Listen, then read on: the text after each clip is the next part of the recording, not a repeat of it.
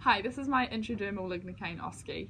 So we give lignocaine in order to numb the area before we give an IV or before we rapid flush an IO. We also can use it as a ring blocker.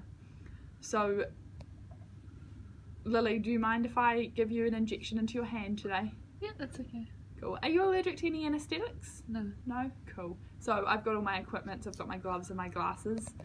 Then I've got my sharps container, I've got my alcohol wipe, my blunt needle, drawing up needle, got my 3mm syringe, my lignocaine, and my 27 gauge sharp needle. Cool.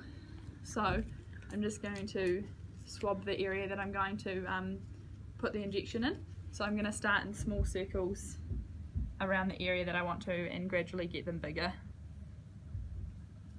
So while that's drying, I'm going to get all my equipment ready.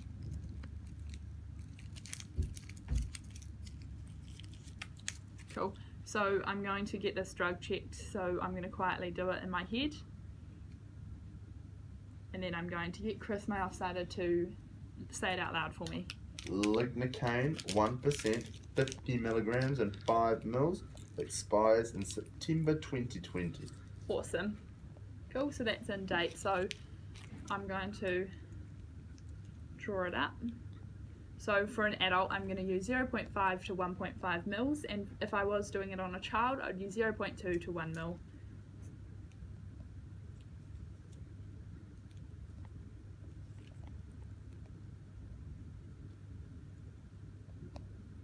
Cool, so I'm going to draw up slightly more than 1.5 mils just to make sure that I can get all the air out and there's still 1.5 in there. Cool. So just making sure there's no air bubbles. Cool.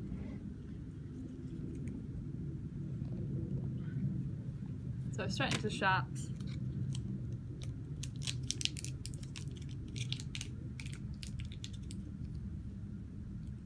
So with intradermal, we don't want to use any needle that is bigger than 25 gauge.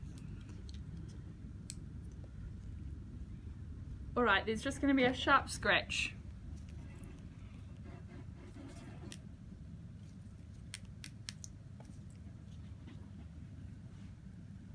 So just going in next to the vein that I would wish to IV later. And I'm going in at a 15-degree angle. Cool.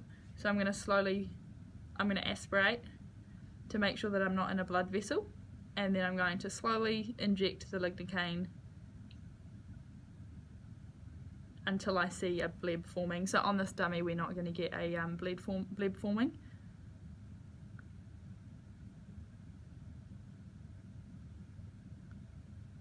Cool, so now I can visually see a bleb. I'm going to remove the needle and put it straight into the sharps. So now I'm going, all done Lily, so now I'm going to wait a minute before I cannulate or anything like that, and during this time I'm going to make sure that there's no signs of allergic reaction. I'm also going to date the time that I gave it, so 12 PM on the 22nd of July, and I'm also going to, I gave lignocaine. I'm also going to note that I used a 27 gauge and that it was intradermal. So these signs of allergic reaction can be warmth, itchiness or swelling or redness.